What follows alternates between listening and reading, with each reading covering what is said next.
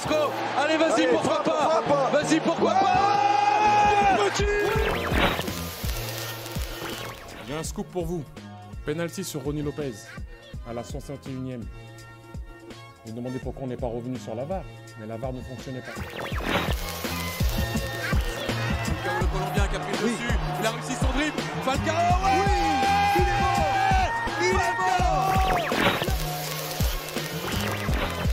Ce soir, je vais dire tout haut ce que tout le monde pense tout bas. Radio Diagonale, la web radio 100% rouge-blanche. Eh bien, bonjour, bonsoir à tous, à toutes et à tous. Bienvenue sur un nouveau débrief de Radio Diagonale, un débrief consacré à la 11e journée de Ligue 1. Monaco qui recevait Clermont et qui a signé un match nul, concédé même plutôt un match nul après avoir ouvert le score. Monaco réduit à 10.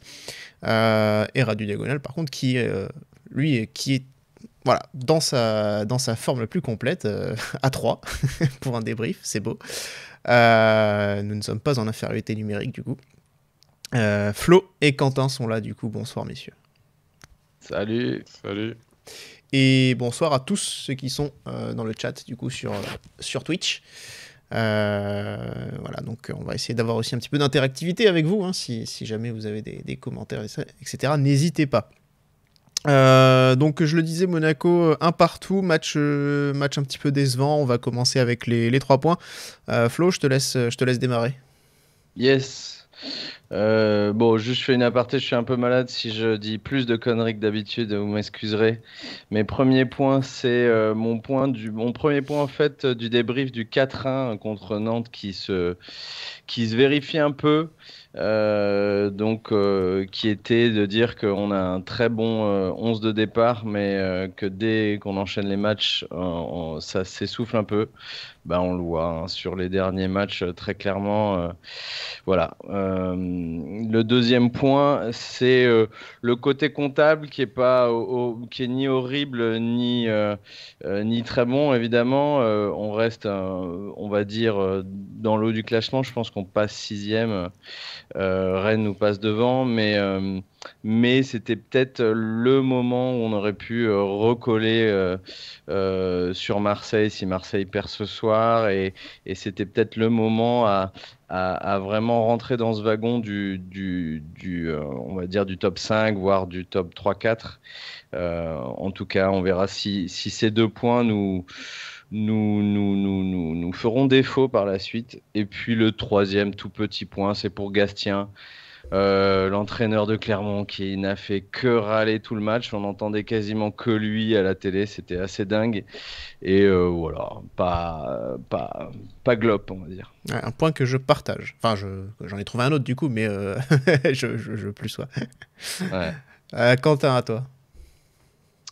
Ouais, premier point, c'est la fin de série. La fin de série cette semaine avec, on l'a vu, ces 2 prestations un peu en dedans. On a fait un débrief il y a à peine 3 jours sur ce match jeudi. Fin de série aussi de victoire. Maintenant, fin de série de victoire en Ligue 1. Et voilà, aucun réveil depuis le fameux match jeudi soir où on se devait en tout cas de rebondir, et c'est terrible qu'on ne l'a pas fait ce soir. Deuxième point, c'est le fait de jeu. Il y a un petit fait de jeu quand même. Alors moi, j'en veux pas mal à Mohamed Camara quand même pour ce rouge.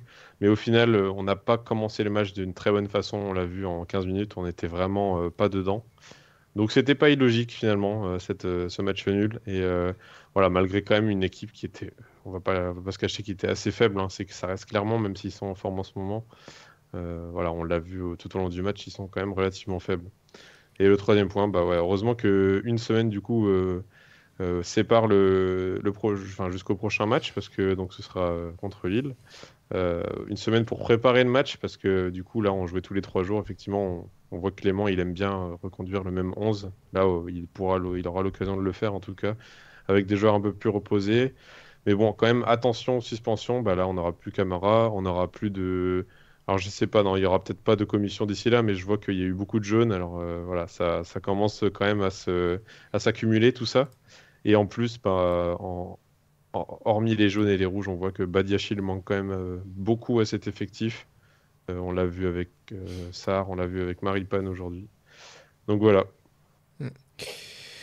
Ouais, bah du coup, il va falloir faire 100. En tout cas, on a dans le chat l'occasion, tu parlais de fin de série, mais c'est vrai que si on voit plus loin par rapport au classement, ce que nous dit Philou, dommage, avec Lorient, son 0-0, qui était un match d'ailleurs bien pourri, que j'ai suivi. Marseille qui joue contre Paris, donc ce sera pas forcément très simple pour eux. Malheureusement, il y avait peut-être une bonne occasion à faire, c'est vrai que c'est dommage. Mes 3 points, moi, du coup, je veux dire, c'est sur le match au global, c'était un match assez, franchement, assez pénible à regarder. J'avais eu qu'une seule hâte, c'était que ça se termine vite. Parce que, très honnêtement, c'était très pénible à voir dès qu'on a été... Enfin, j'allais dire dès qu'on a été réduit à 10, non, pas vraiment, mais en fait, dès qu'on est revenu des vestiaires, on a vraiment senti le poids de cette infériorité numérique. On n'a plus rien montré, on n'a vu que des actions très approximatives aussi de Clermont d'ailleurs. Alors ils ont marqué, mais bon, c'était quand même très approximatif de leur part.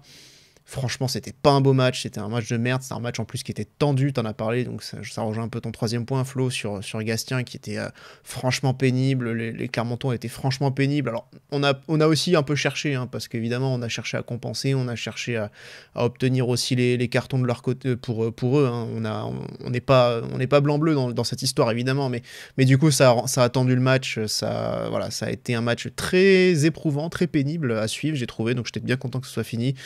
Maintenant, je trouve que c'est quand même un peu 2 heures de perdu parce que au final, c'est un vieux, un partout. Franchement, voilà, c'est pas le genre de match où tu te dis on perd pas. Je peux dire, ouais, évidemment, à un moment donné, il va falloir le dire. Oui, mais tu vois, t'as l'impression que c'était c'est le genre de match que t'as pas envie de voir, de vivre. T'as l'impression d'avoir perdu ton après-midi. Le 2e point, c'est l'enchaînement. On parlera de la composition, mais cet enchaînement, encore une fois, je trouve ça très étrange qu'il n'y ait peut-être pas plus de rotation. On voit un Camara justement qui commence un peu à tirer la langue depuis 2-3 matchs. L'expulsion, quoi qu'on en dise, elle est logique. Mais du coup, voilà, on se retrouve même encore ce soir, alors qu'on a joué il y a 3-4 jours, on fait seulement 3 changements sur les 5. On a très peu de rotation par rapport à ceux qui ont joué, parce qu'au final, c'est Diatta qui rentre à la place de Minamino. C'est vrai que je sais pas, Clément nous dit souvent qu'il peut pas faire enchaîner les mecs, mais il le fait alors qu'on n'arrête pas de jouer en ce moment tous les 3 jours. Je sais pas, j'ai l'impression, je vois une petite contradiction, on va dire, dans ce qu'il dit. Alors après, je suis d'accord aussi que le 11 qu'on a sur le terrain, c'est peut-être le meilleur 11 qu'on pourrait avoir aussi, et que forcément le banc derrière, ça fait pas non plus rêver, mais voilà, des joueurs comme Matazo, comme Minamino, c'est des joueurs qui ont aussi besoin à un moment donné de temps de jeu. Même un Jacobs, il a besoin de temps de jeu. C'est vrai que quand on joue assez peu, voire pas du tout pendant 3 matchs, c'est vrai que quand tu reviens sur le terrain pour la première fois derrière, t'es pas trop dans le coup encore. Et c'est assez logique, tu manques de rythme. Donc voilà, faudra peut-être un petit peu reparler de ça. Et puis le 3e point, c'est Camara, donc on va devoir faire sans lui maintenant. Alors, un match, c'était sûr, contre Lille, c'était pas au meilleur moment, même si on rappellera que Lille aura aussi 2 absences importantes. Mais là, ce sera du coup un petit peu plus, donc il faudra faire avec. Et c'est ce que je disais, justement, l'importance de donner du temps de jeu à d'autres joueurs. Alors ce sera soit Jean-Lucas, soit Matazo, mais là, pendant 2 matchs au minimum, il faudra faire... il faudra faire sans lui, mais quelque part on sentait que lui aussi tirait la langue depuis quelques temps, donc peut-être une rotation sur ce match-là plutôt que de le lancer aurait peut-être été bien vu. Voilà. Ouais, après tu as des joueurs qui sont un cran en dessous, du Ah ouais, 11, non, ça, comme les Matarazzo. c'est Non, certain. mais il y a vraiment deux classes de joueurs sur notre Oui. banc. Il y a quelques joueurs qui sont un cran en dessous et il y a beaucoup de joueurs qui sont 3 voire 4 crans en dessous. Donc c'est là, c'est là où c'est compliqué. Le Matarazzo, c'est peut-être le seul où tu te dis qu'il aurait pu être titulaire et ça aurait pas trop appauvri l'équipe. Mais je suis d'accord, il y a un gap. Il y a un Ou gap. à la rigueur Voland, mais Voland ces derniers temps, bon. Et puis Minamino, il le fait démarrer. Donc moi, je sais pas, Finalement, j'ai du mal à... si tu regardes bien, le seul changement qu'il fait, c'est là où il y a le plus d'incertitude, le plus de doutes sur l'effectif, sur le 11 type. C'est-à-dire que bon, autant Mbolo, Voland, on peut dire que ça se vaut et qu'avec Ben Yedder, ça marche bien. Autant entre Diatta, Minamino et Kliuch, c'est là où il y a une vraie interrogation, une vraie qualité qui manque ou une vraie plus-value qui manque. Je pense que c'est là où c'est plus susceptible aussi de tourner. Parce qu'il n'y a pas quelqu'un qui se détache. Mais oui, après. Il fait ça pour nous faire plaisir, quoi. Genre, bon, j'ai vu qu'avec Liu, je dis, ça marchait pas. Bon, allez, je vous mets Minamino 20 minutes, quoi. Mais ouais. genre, ça aurait été pareil s'il avait mis Diatta titulaire et qu'il avait fait rentrer Minamino à la fin, quoi. Ouais, du coup, on bascule sur la composition, puisque du coup, on a déjà évidemment largement évoqué le sujet. Le retour de Maripane en défense centrale. À la place de Badiachil qui est donc blessé, qui a une petite gêne musculaire à l'obturateur externe. C'est un appareil photo donc. Sarr, c'était quoi son indispo? Non, Sarr, son indispo, c'était responsable du but. Responsable du but, deuxième but. Je me posais la question. D'accord. Mais ouais, non, c'est vrai que on avait donc Maripane, on dit Maripane toujours oscillant et peu rassurant, on aura l'occasion d'en reparler de Maripane. Ouais. Donc associé à Disasi et ensuite donc comme je le disais Minamino qui était sur le côté à la place de Diatta. Pour le reste, c'est encore une fois c'est quelque chose qu'on voit, qu'on retrouve depuis 2 semaines, depuis la reprise, un 11 qui ne bouge quasiment pas. Ouais, puis du coup, on a derrière une équipe qui est quasiment la même que jeudi, sauf qu'il y a en tout cas, dans la façon d'avoir commencé le match, on n'était pas du tout dans la même dynamique. Ça a beau être le même, on va dire, même composition, la même, on appelle ça le même système, on va dire. Finalement, on n'est pas du tout dans les mêmes dispositions que jeudi. Donc, moi, je me disais que ça pouvait justement permettre un réveil, etc. Minamino, on le disait, on l'a pas vu beaucoup débuter de match. Vu comment il était un peu en forme en rentrant jeudi, on se dit, bon, allez, c'est son moment. Bon, personnellement, j'imaginais un retour à la défense à 3, avec un retour de Maripane, mais avec Sarr en plus habitué à... derrière. Hein ? Il y aura qui derrière en centrale s'il y en a un qui se blesse? Ah oui, non, mais ça, après tu repasses sur une défense à 4, du coup. Donc tu changes le système, mais je m'attendais peut-être à ça pour pallier l'absence de Badiachil, le retour de Maripane, et en même temps avec un Sarr plus à l'aise peut-être dans une défense à 3 que dans la défense à 2, où il n'a quasiment jamais évolué, aussi, il faut le rappeler. Mais bon, voilà, en tout cas, peu de changements, mais Flo, quand même, sur ce match, on peut le dire aussi, une entame de match qui n'est clairement pas à la hauteur de ce qu'on pouvait attendre. Et pas du tout des dernières semaines, justement. Même avant l'expulsion qui va arriver vite, effectivement, en fait, on voit que dès que Clermont récupère la balle, ils ont 2 contres, en fait. Donc avant cette 16e minute fatidique. Et chaque contre est bien dangereux. Dès la première minute, je crois qu'il y a un 4 contre 3. Voilà, ça récupère la balle, une passe vers l'avant et on est déjà en infériorité numérique. Donc 4 contre 3 avec une frappe. Bon, heureusement, on va le voir plusieurs fois dans le match, les Clermontois ont souvent raté leur frappe.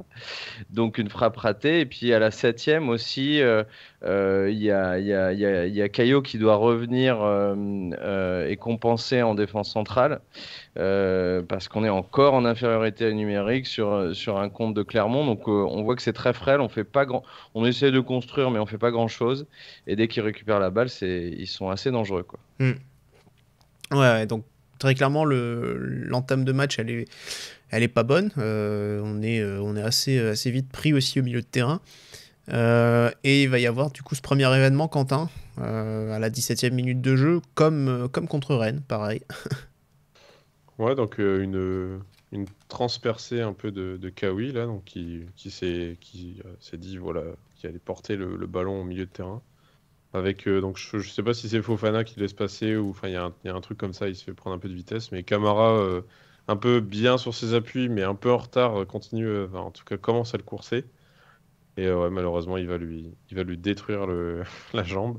Donc je sais pas trop si il y en a quelques-uns qui disaient qu'il a pas fait exprès, tout ça. Bon, Oui, pas maîtrisé ou pas. Oui. Après, je doute qu'il a pas voulu l'enculer et voilà, hein, derrière, enfin je sais pas, au bout d'un moment, il a juste, enfin il était pas énervé, il était voilà, il a fait une erreur. Oui, c'est une maladresse.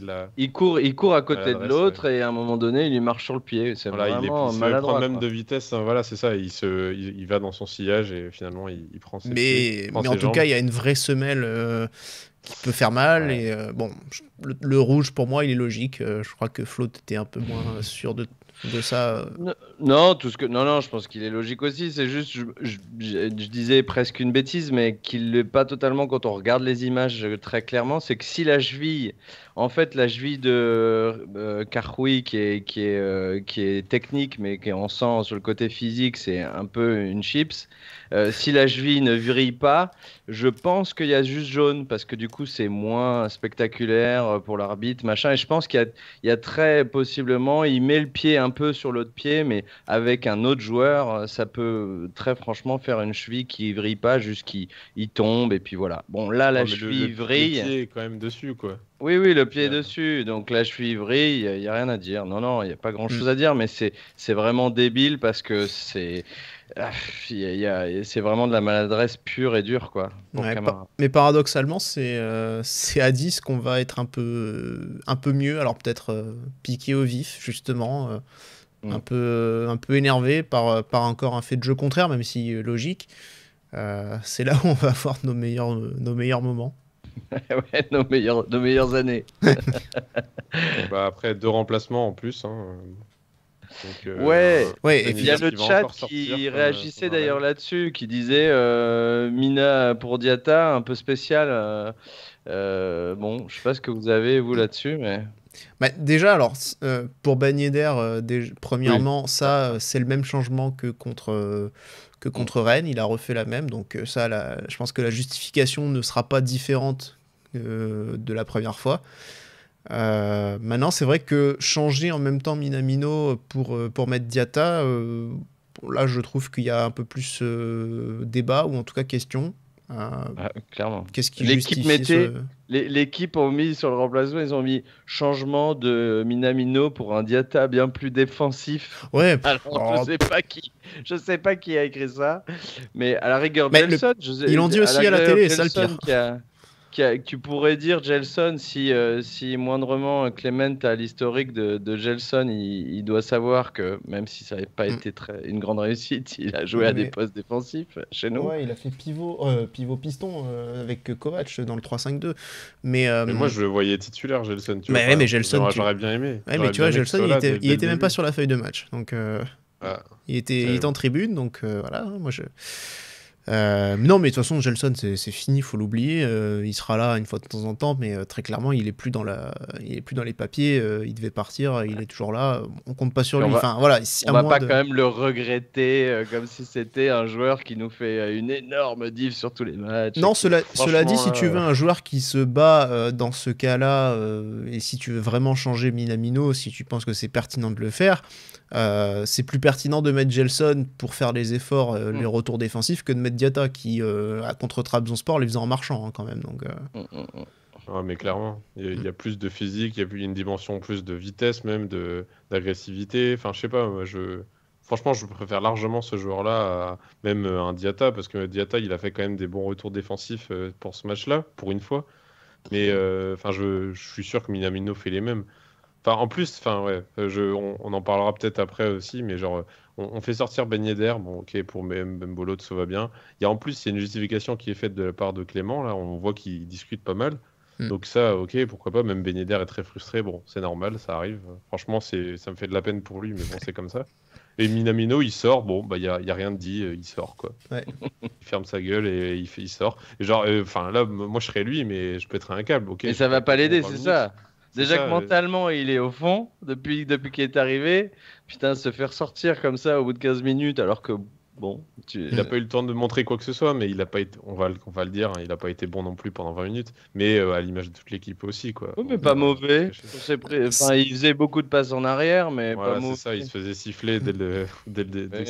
Si Aguilar n'était pas blessé, Vanderson jouerait à la place de Diatta.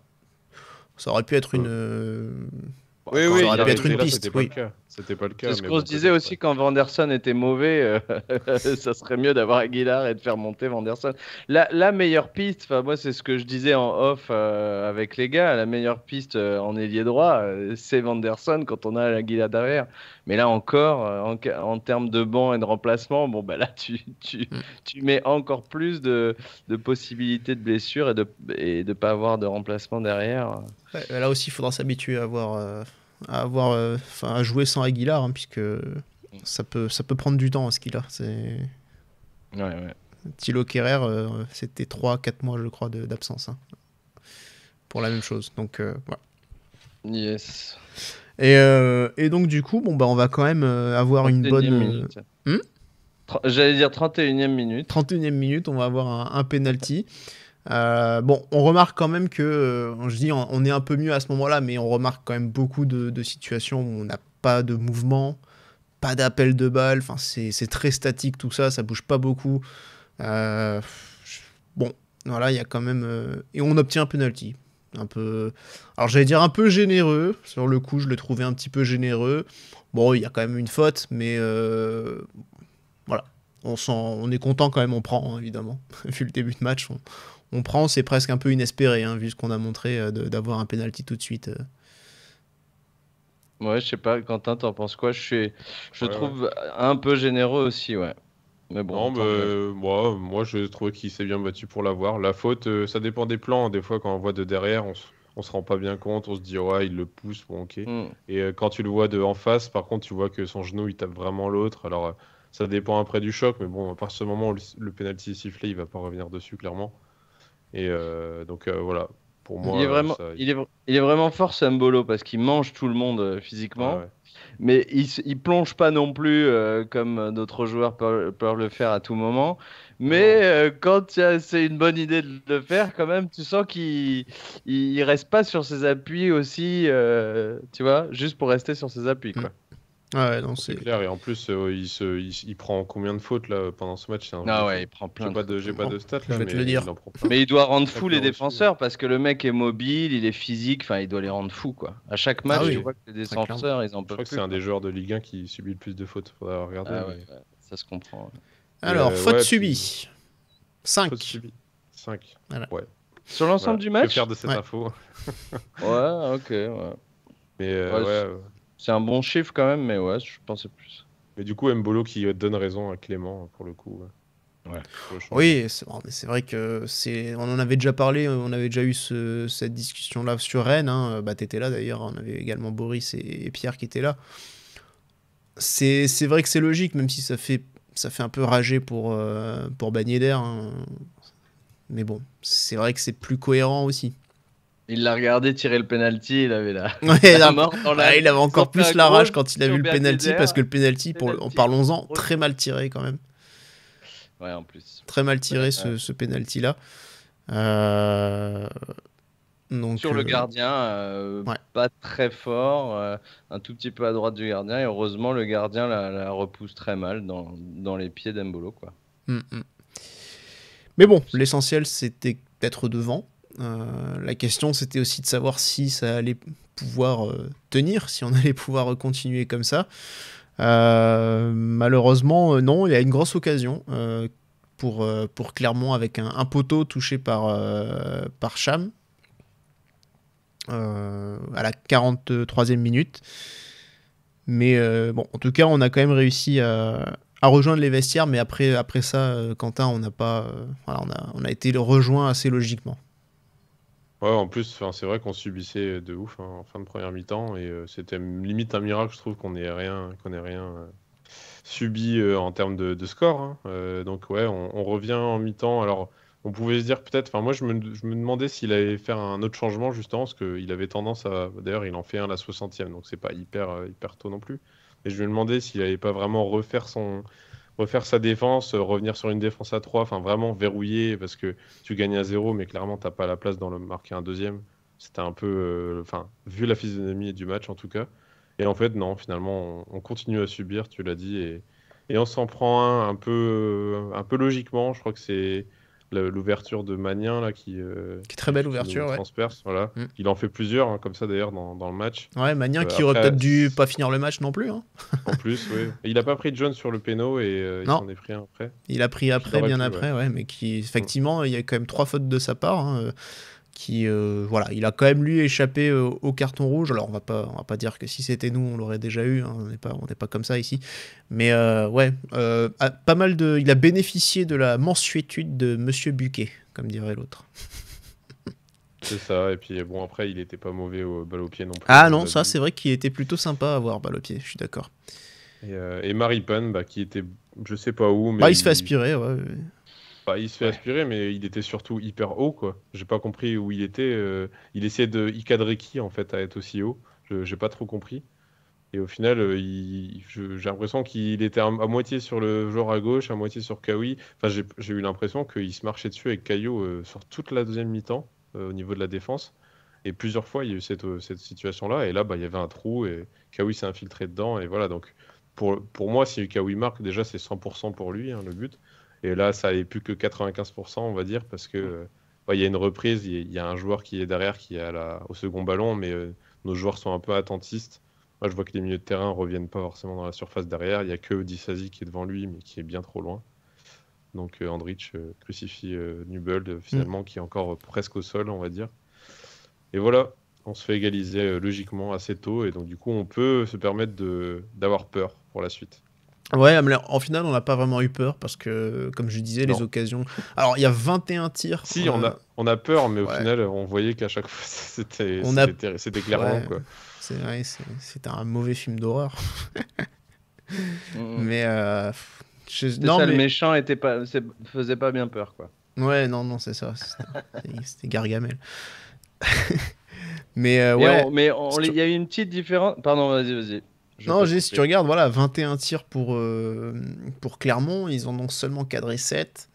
Donc il y a un vrai déchet pour eux devant le but. Donc. Et on les a. Il y a peut-être une petite diff entre la première mi-temps et le début de deuxième mi-temps, c'est qu'on les laisse vraiment beaucoup plus venir. Le début de la seconde mi-temps, on a l'impression que on est content du score et puis on va essayer de tenir dans nos... j'ai peut-être exagéré un peu si je dis ça, mais tenir un peu dans nos 40 mètres. Et il y a un sentiment bizarre quand même sur ce début de seconde mi-temps où finalement le but, il est pas du tout surprenant parce que tu vois qu'on...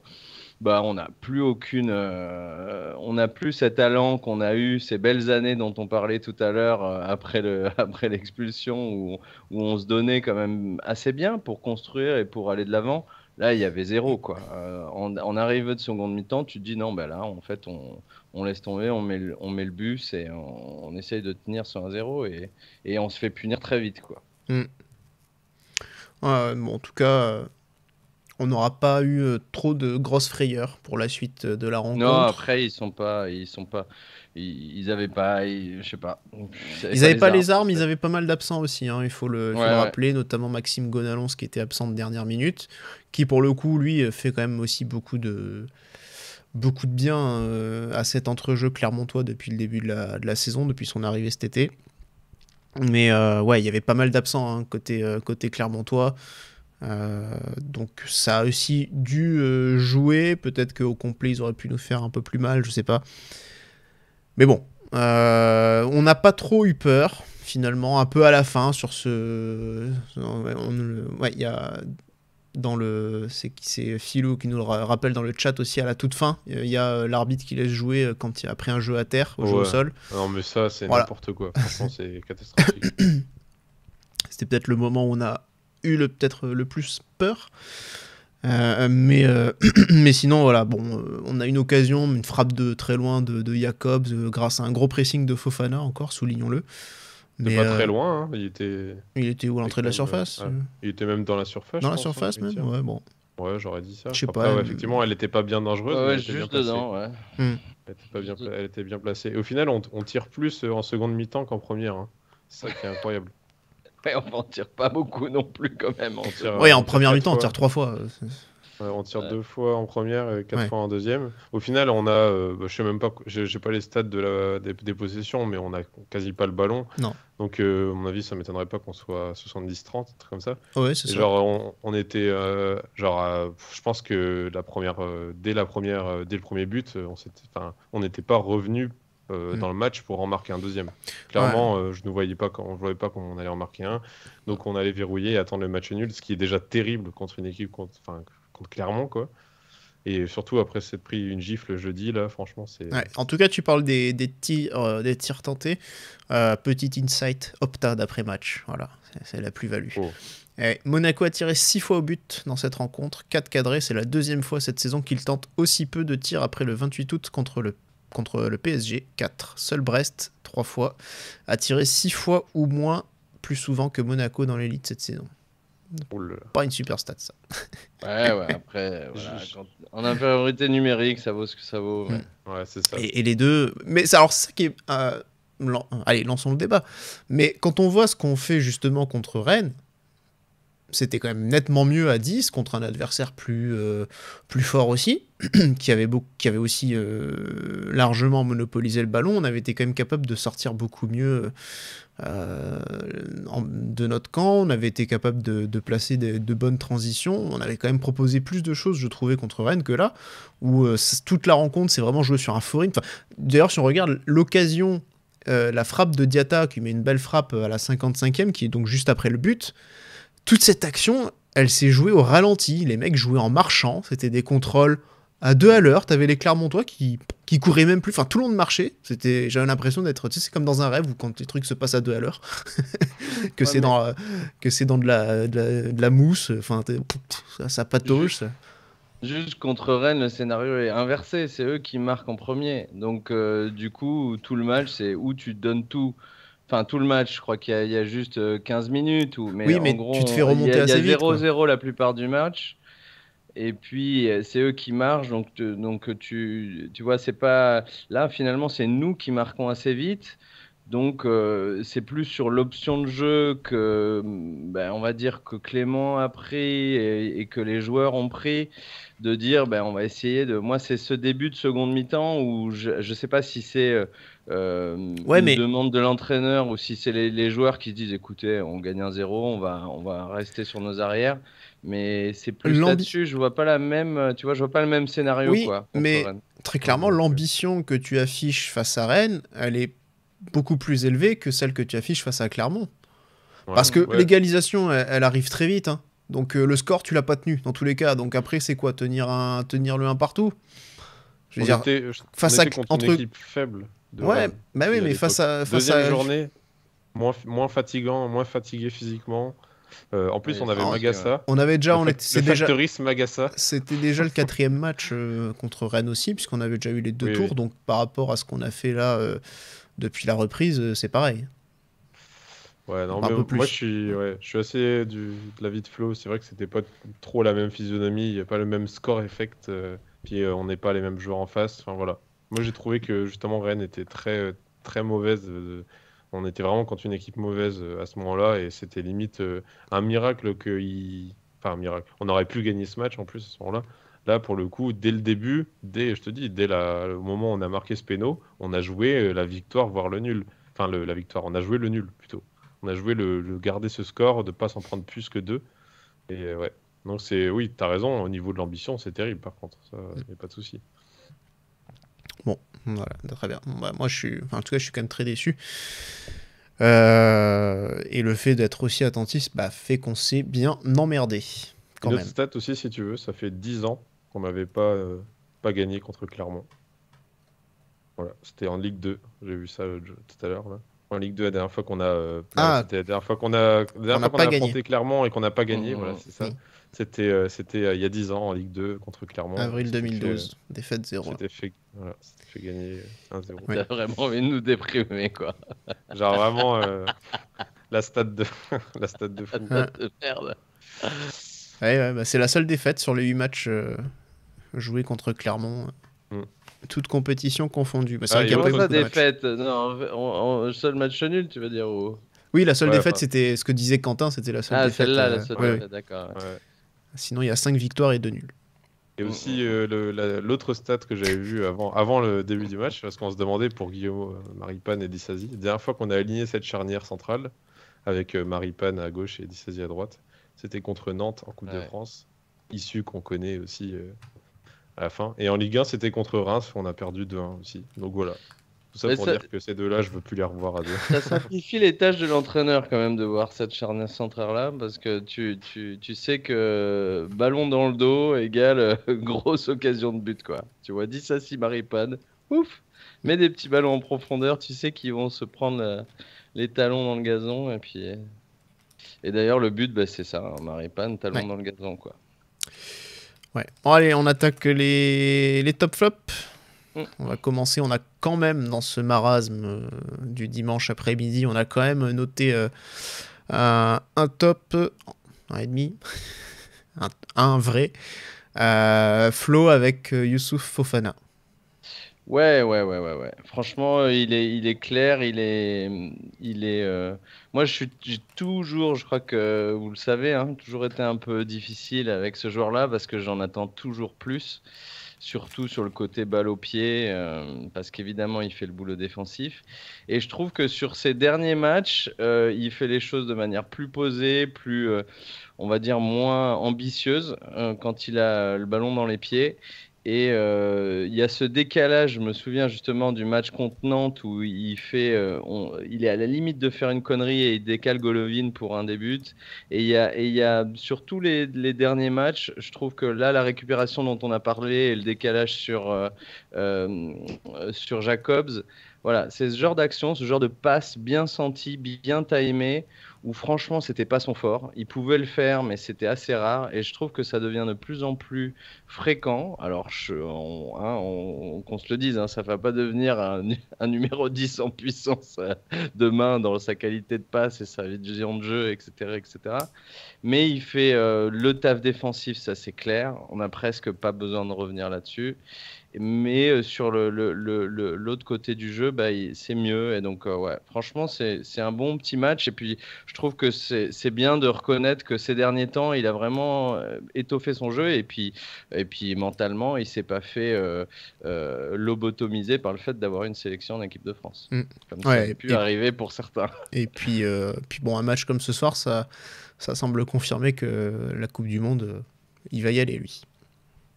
Ouais, avec Kanté out, ouais. Oui, non, j'avais pas trop de doute là-dessus en tout cas.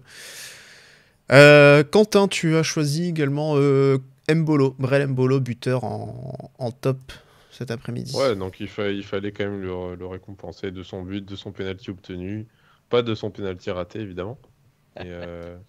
Et voilà, clairement, ça fait quelques matchs que je dis, c'est quand même une très très bonne recrue. Et là, en plus, face au match de Camara, je suis en train de me demander si c'est pas la meilleure recrue quand même qu'on a eu cet été. Finalement, bah. Oh, voilà, la culture de l'instant là. Les Non, deux, les deux bah, sont franchement, pas j'avais commencé à le dire même la semaine dernière et. Enfin, je sais pas, Camara, il va pas être hyper décisif, on va pas se cacher, mais est-ce qu'il va briller par son absence? On le verra dans les prochains matchs. Mais bon, bref, voilà, tout ça pour dire que je suis très content qu'il soit là. Bon, bah, au détriment de Ben Yedder, il va rester en jeu et obtenir ce penalty. On sait très bien qu'il est pas, les frappes, c'est pas son fort. Même le péno, là, pour le coup, bah, il aurait très bien pu mieux le tirer. Bon, heureusement, il se rattrape bien. On va oublier ça quand même. Mais voilà, c'est quand même un joueur très précieux physiquement, on l'a dit. Il subit énormément de fautes. Il est toujours là, en pivot, là, donc dans ce rôle en 10 contre 11 là, qu'il incarne pour la deuxième fois. Donc ouais, top encore pour aujourd'hui. En flop, par contre, tu parlais de Camara. Alors, certes, c'est un geste plus maladroit que méchant. évidemment, il n'y a pas d'intentionnalité, mais le carton rouge est logique et surtout, ça nous met dans la panade. 17 minutes de jeu, voilà, c'est 2 tiers du match derrière à disputer en étant réduit à 10. Mais même au-delà de ça, il était quand même un petit peu en difficulté avant. Et encore une fois, je le rappelle, je pense que c'est quelqu'un qui a en ce moment besoin un peu de souffler. Alors, il va devoir rester à la maison quelques semaines maintenant, de toute façon. Il l'a fait exprès. Il a fait exprès. Il a fait exprès pour souffler, oui. Mais donc là, il n'aura pas le choix, mais je pense qu'il était en train de tirer un peu la langue depuis la semaine dernière. Donc un peu moins bon Camara aujourd'hui. Mais le vrai flop, pour moi, c'est notre Chilien, Guillermo Maripán. Qui veut se lancer avant que je lâche toute la sauce? Ouais, alors vas-y, lâche-la toi direct. Non, mais après, c'est toujours la même chose. Enfin, c'est toujours la même chose. On a eu des moments où c'était quand même notre meilleur défenseur central. Il faudra pas l'oublier. Mais j'ai déjà oublié. On a l'impression je l'ai jamais pensé. Voilà, non, il y a eu une période quand même où c'était difficile à ne pas le reconnaître. Mais aujourd'hui, c'est difficile à ne pas reconnaître que Disasi et Badiachil sont quand même bien devant. En tout cas, Maripán, je pense que Sarr, c'est difficile de le juger si vite parce que finalement, il joue des bribes de match et tout. Et il faudra voir si moi, je demande à voir si au final, Sarr sera pas un meilleur remplaçant que Rome l'a jugé très vite. Sur le papier, oui, définitif. En tout cas, on verra. Mais ce qui est sûr, c'est que Disasi et Badiachil sont bien devant et sont beaucoup plus complémentaires. Encore une fois, en Disasi, Maripán, on a deux, sans faire trop dans la caricature, mais un peu quand même, on a deux costauds qui sont généralement là. Alors, pour Maripán, sur ce match-là, notamment, ça n'a pas été là toujours dans les duels. Alors, il a été là sur les duels aériens comme il l'est d'habitude. Sur les coups de pied arrêtés, c'est un peu lui qui ressortait les ballons. Bon, très bien. Mais après, voilà, dans ce qui est vitesse, dans ce qui est... on va pas parler de relance parce que je sais pas. J'ai presque envie de dire que Disasi, c'est celui qui s'est le plus amélioré sur le côté relance, là, entre les trois. Mais bon, ça reste d'un niveau ce qu'il est. Mais voilà, donc du coup, on le sait, quoi. Quand ils démarrent tous les deux, on sait que dès qu'il y a un peu de vitesse, un peu de technique devant, on va avoir du mal. Ouais, bon, donc on rappelle son incidence sur le but, puisque il laisse... c'est Kawi qui est tout seul, du coup, sur la passe de Magnin. Voilà, on sait pas ce qu'il foutait plus haut, Maripán. Sur l'action, la grosse action, le poteau à la 43e, c'est lui aussi qui est en retard sur la première frappe, quand même.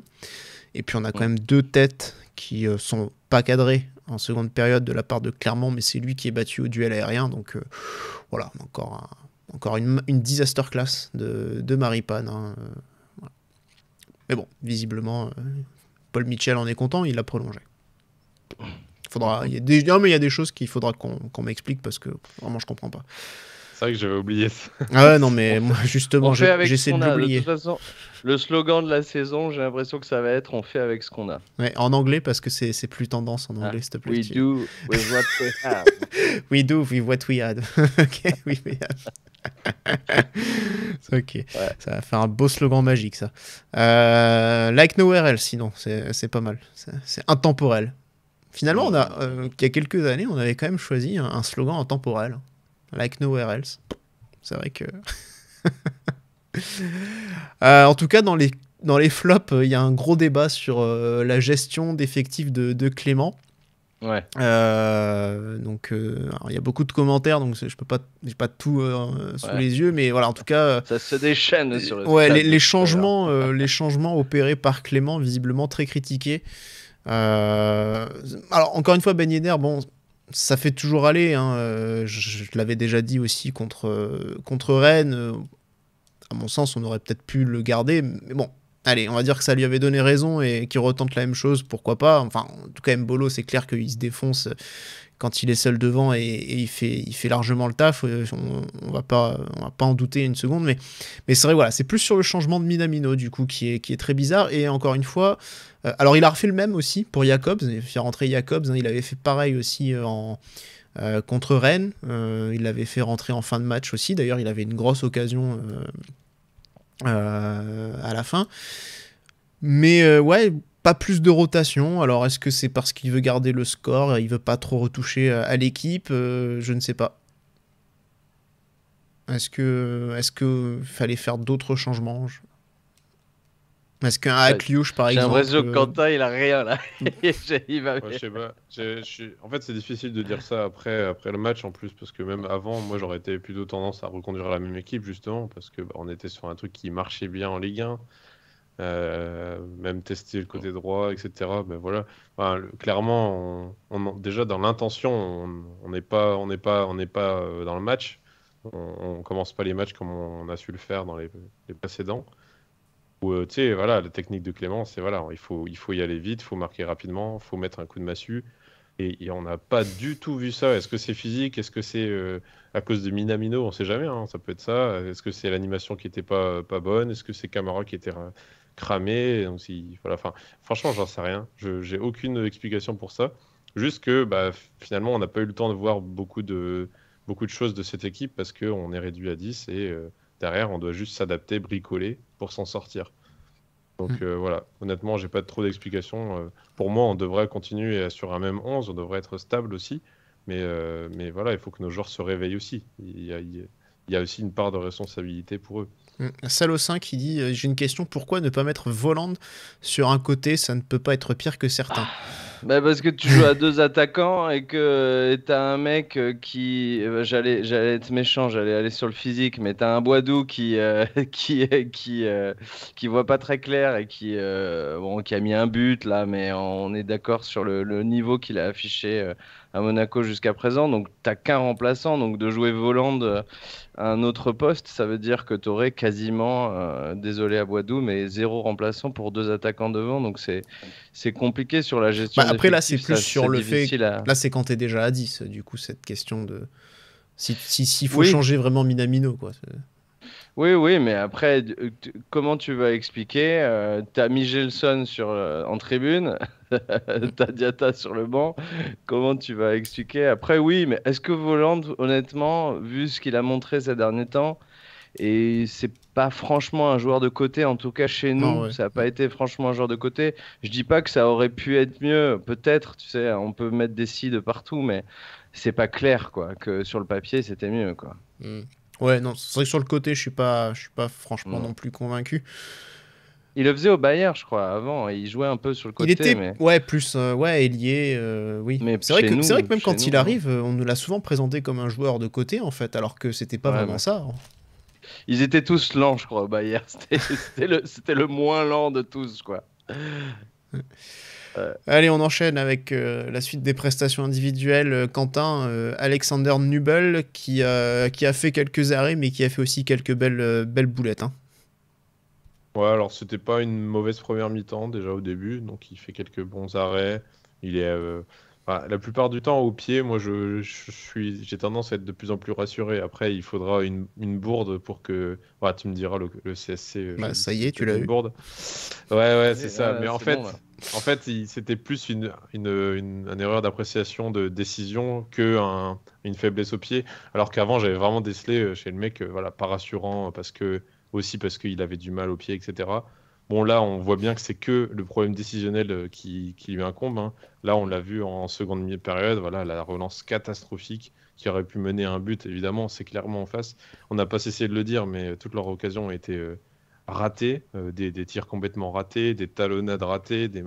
Le choix de l'attaquant, là, il est pas bon, en tout cas, là, de tirer direct. Ça aurait pu nous valoir très cher, et voilà, il nous fait cette erreur par match. Malheureusement. Ouais. Cette erreur, même s'il n'y en a qu'une, même si elle ne vaut pas toujours un but, elle est là. Le problème, c'est l'enchaînement. C'est terrible. C'est-à-dire qu'il en a déjà fait une qui nous coûte un but jeudi, et là, il en fait une deuxième un peu de la même manière.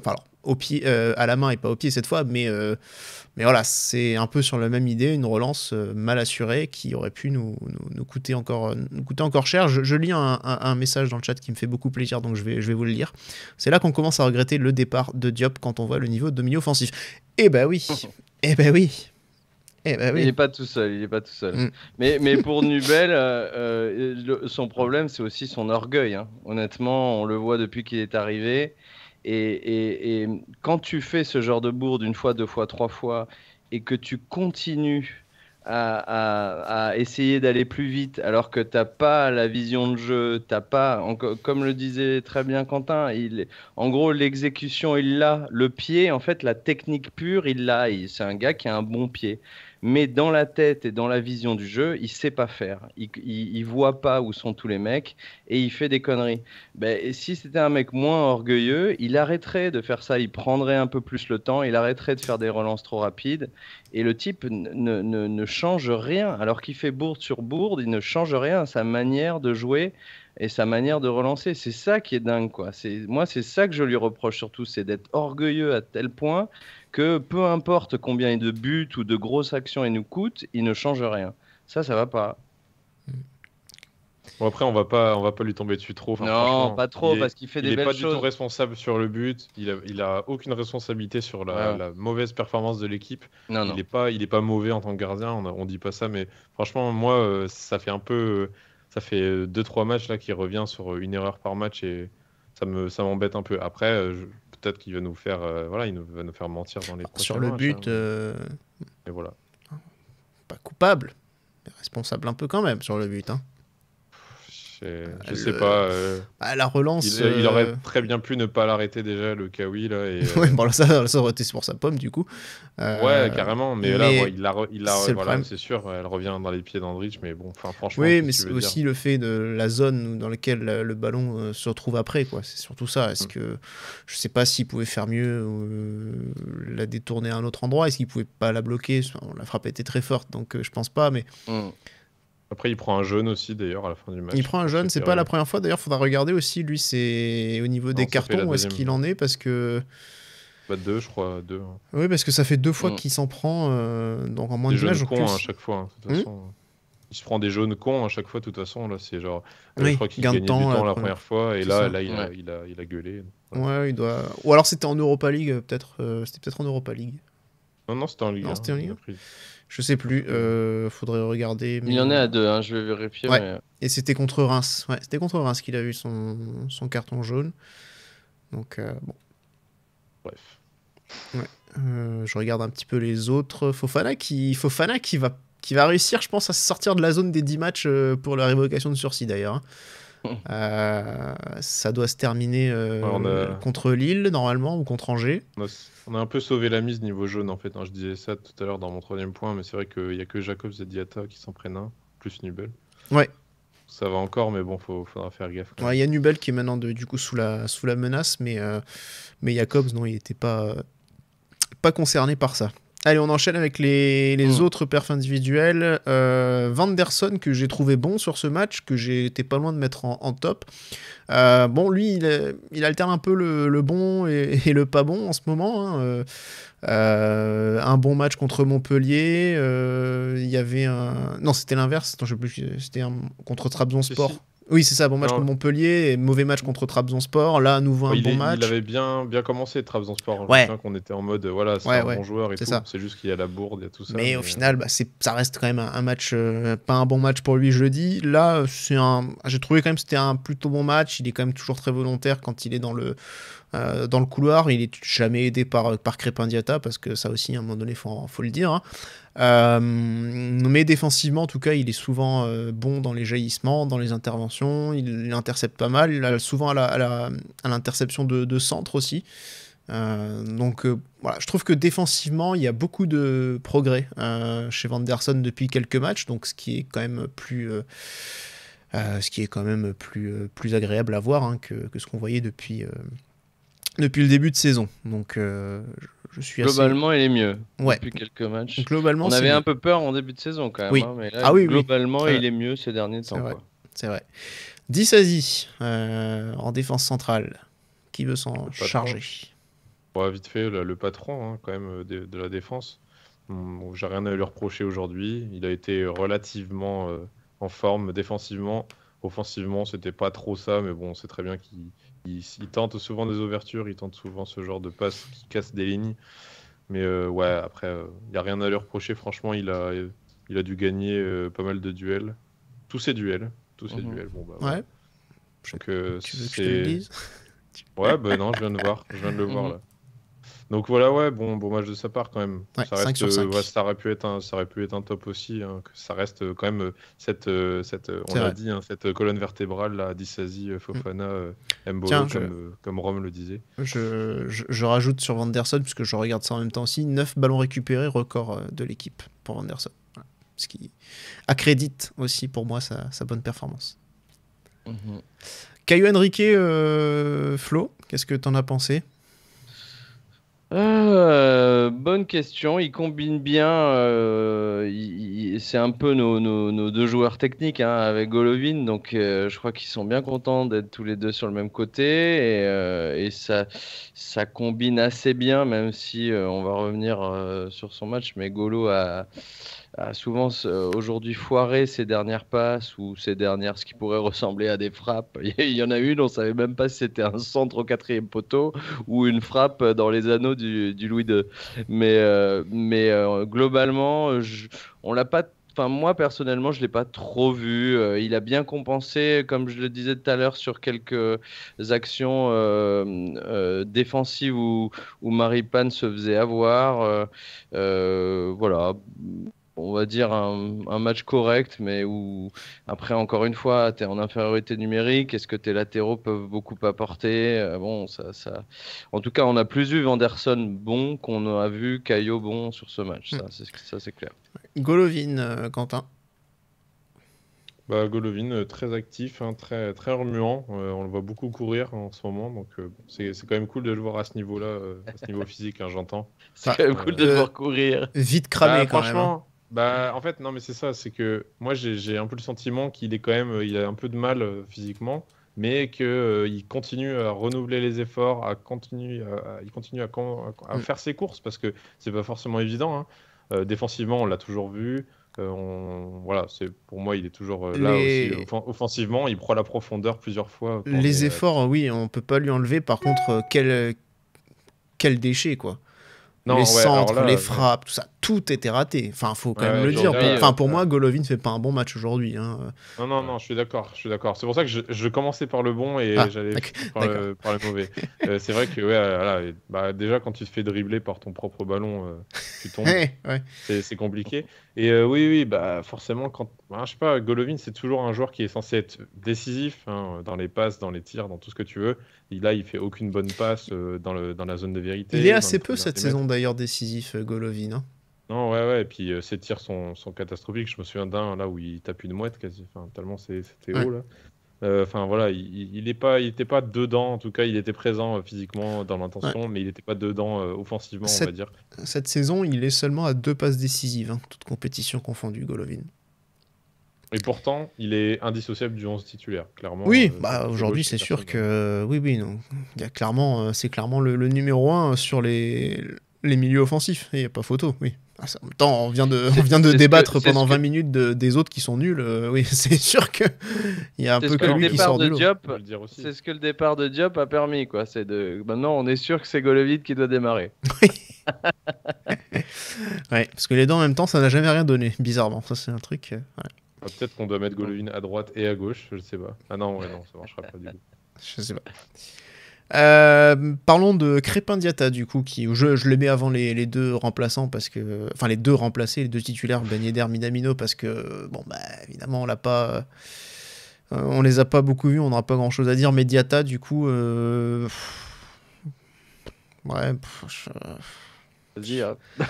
disons que à chaque fois j'ai l'impression de devoir pas tirer sur l'ambulance, mais pas loin quoi. C'était peut-être un peu mieux sur ce match-là, mais... C'est un joueur qui peut avoir des éclairs. Tu sens que Mais sur le fond de jeu, c'est pour ça que, comme le chat le disait beaucoup, c'est très très surprenant de faire ce changement. C'est pas du tout un joueur qui t'apporte une assise défensive, il faut même pas discuter de ça, mais même un fond de jeu, même sur garder le ballon, sur un peu des bases même offensives ou quoi. Enfin, c'est pas du tout, c'est plus un joueur que tu vas faire rentrer qui franchement, depuis le début de la saison, il a fait 3, 4, 5 actions d'éclat, on va dire. Mais après, sur la continuité et la longueur d'un match, c'est pas quelqu'un qui t'aide à construire à la maison, quoi. C'est quelqu'un qui peut faire foutre un éclair, mais sur ce match-là, il y a pas grand-chose à Après, dire. c'est quoi? C'est des éclairs au Sahara, quoi. C'est-à-dire une fois tous les 3 mois. Non, il y a sa volée évidemment, et puis il y a sur certains matchs, il fait des belles percées avec des bons centres qui sont pas. J'ai souvenir d'un centre qui est tout juste peut être pris par Mbolo sur. Je crois que c'est aussi le match de Nantes que j'avais débriefé, mais donc il peut, mais sur un match comme ça où en gros tu lui demandes d'être plus défensif, il l'a été, mais bon, il apporte pas grand-chose, quoi. C'est clair. Hein. Il apporte plus que Minamino quand même sur l'ensemble de la mi-temps, je trouve, à ce moment-là. Ouais, enfin, il a disputé déjà plus de temps, lui que sur la Minamino. Mi-temps, c'est... Oui, sur la mi-temps, c'est un peu kiff-kiff. Mais parlons de Minamino et Ben Yedder, du coup. Mais il y a un bon centre de Minamino, alors... Bon, peut-être il aurait pu mieux faire aussi là-dessus, mais globalement, il a été là. Alors, je sais pas si c'est parce que lui était là aussi que c'est notre période la moins bonne de cette première période. Je sais pas, ce serait peut-être un peu... Non, ce serait abusé. Ouais, ce serait un peu abusé de dire ça. Il est pas mauvais sur ses prises de balles.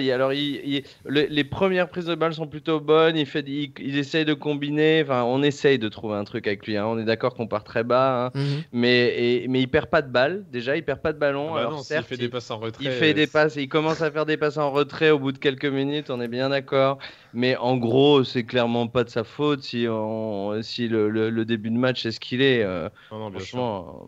Et moi, justement, j'aimerais bien le voir dans cette. En fait, en sortie de banc, il est plus intéressant parce qu'il se bouge. J'ai l'impression qu'il se bouge. Alors que là, il joue la sécurité, il sait pas trop. Il est titulaire, donc il aura le temps de s'exprimer. Donc, du coup, il veut être tranquille, il veut pas trop perdre de balles, et il va faire des passes en retrait. Mais Ouais, mec, raison, ce qu'on te demande, c'est d'aller vers l'avant. Enfin, il y avait une situation exactement pareille. Il y avait Diatta à la place. Diatta, il a fait quoi? Il a débordé.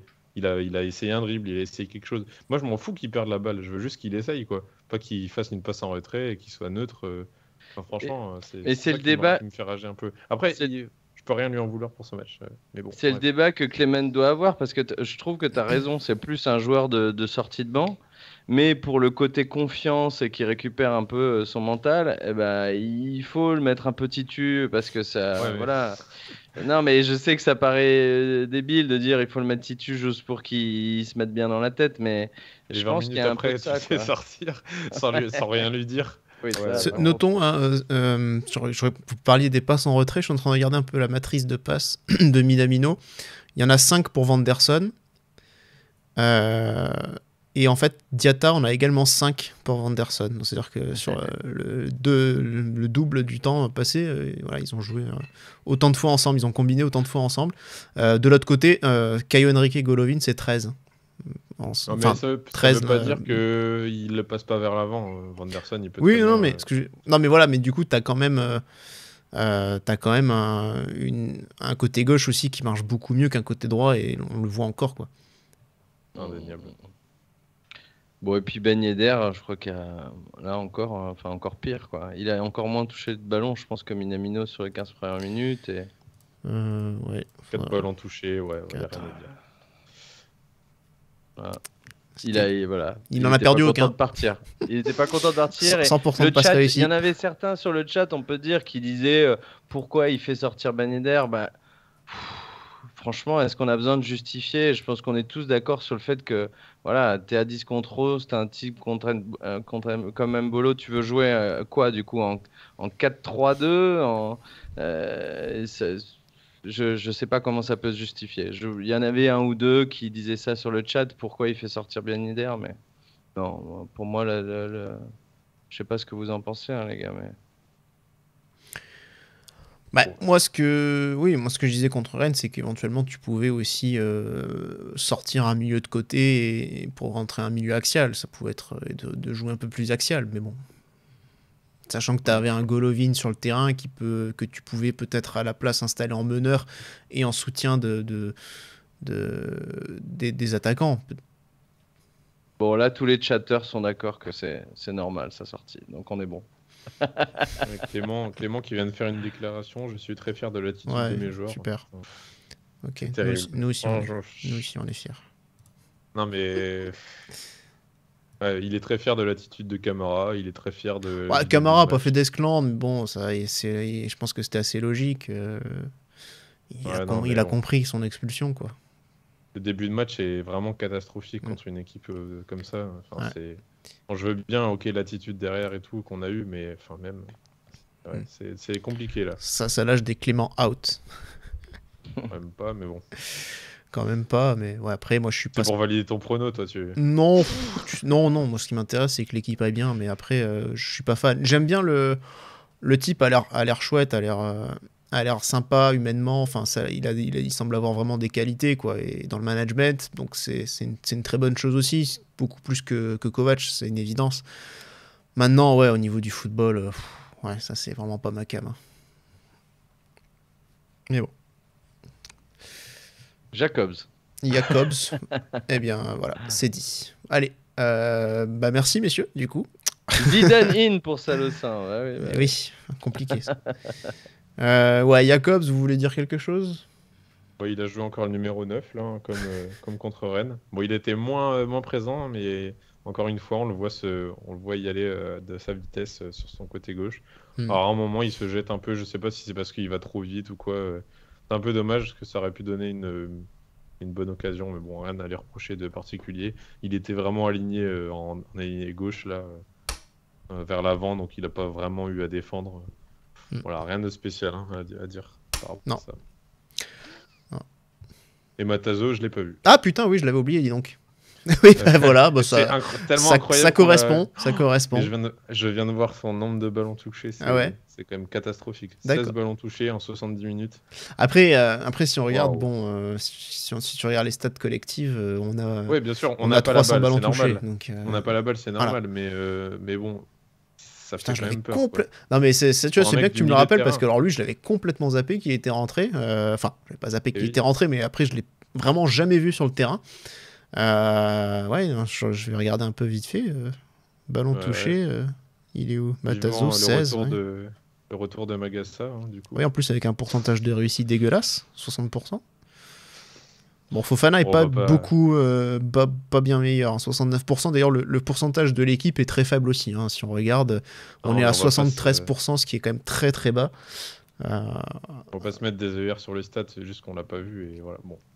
Non, mais on l'a pas vu. Non, mais très clairement, hein, il a fait une entrée complètement anonyme. Ouais. Donc, mais bon, c'est comme ça. Matazo, ok, on a joué à 9 alors. Jean-Lucas ou Matazo au milieu pour les prochains matchs? Flo, qu'est-ce que tu en penses? Matazo. Non, mais écoute, c'est comme beaucoup de choix qu'on a sur cet effectif. Hein. C'est bonnet blanc. J'ai entendu un Magassa. Comme Gata, Minamino, franchement, c'est flip a coin, vu qu'on veut parler en anglais. Donc, je sais pas, sur le potentiel et sur ce qu'on a pu voir, moi je serais plus sur Matazo. Ça peut être pas mal qu'il enchaîne les matchs et peut-être qu'il en fera un meilleur au prochain, sait-on jamais. Là, on est parti pour au moins 2 matchs sans Camara. 2, ouais. Peut-être 3. Peut-être 3. Je sais pas s'ils vont sauter son sursis dès le début en mode allez, c'est bon, t'as pris 3 jaunes en plus. Il avait pas de sursis, enfin c'était pas une. Non, mais je veux dire, quand tu prends un rouge direct, t'as un match avec sursis avec, il me semble. Ah oui. Pas Pas forcément. Non, pas forcément. Il jouera cette semaine en Coupe d'Europe, quoi qu'il arrive, mais. Il y a pas de match cette semaine en Coupe d'Europe. Oui, on le verra. Non, pas cette semaine. Non, parce que la semaine après, ouais. Oui, on le verra sur le match retour contre Ferencváros. Dans 2 matchs, du coup. Ouais. Mais oui, là, il va rater Lille et Angers, c'est sûr et certain. Reste à savoir s'il va rater Toulouse. Ce qui est sûr, c'est que normalement, on l'aurait récupéré pour Marseille au plus tard. Donc, c'est quand même une bonne nouvelle. Mais oui, va falloir vivre sans, comme je disais dans mon 3e point. Bah écoutez, en tout cas, nous on peut en rester là. Hein. On a fait express comme tu voulais.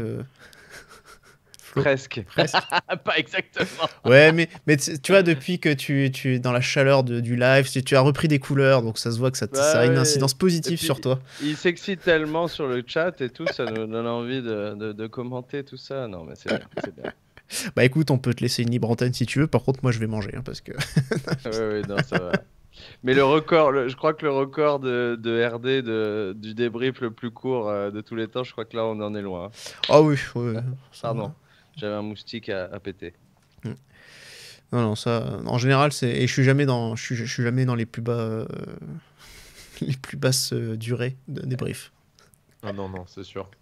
Bah, en tout cas, merci au chat qui était pas mal animé, actif. Ouais. Filou, Salocin, Sleepy Bear et compagnie. Voilà, bah en tout cas, merci à tous de nous avoir suivis. Hein. Le replay évidemment disponible sur notre chaîne YouTube et également en podcast sur la Diagonale, le site La Diagonale. Et bientôt l'application qui doit revenir. Hein. Ne vous inquiétez pas, elle n'a pas disparu. Je ne sais pas si certains avaient tous eu l'information. Oh, il y a des trucs sympas là, des emojis là qui viennent d'arriver. Je connais pas. Je suis un vrai noob sur Twitch, c'est terrible. Bref, merci Flo, merci Quentin, merci à tous de nous avoir suivis. Et puis on se dit rendez-vous pour la semaine prochaine. Donc ce sera le débrief de Monaco-Lille, le match dimanche soir. De Lille-Monaco, pardon. Peut-être Quentin, tu seras sur place, j'imagine. Ouais, je vais y aller, ouais. Ok. Donc le match à 20h45 sur Prime Video. Et puis on vous proposera évidemment un débrief dans la foulée. Merci à tous de nous avoir suivis et portez-vous bien. Allez, ciao, Dagemunegu. Et bisous.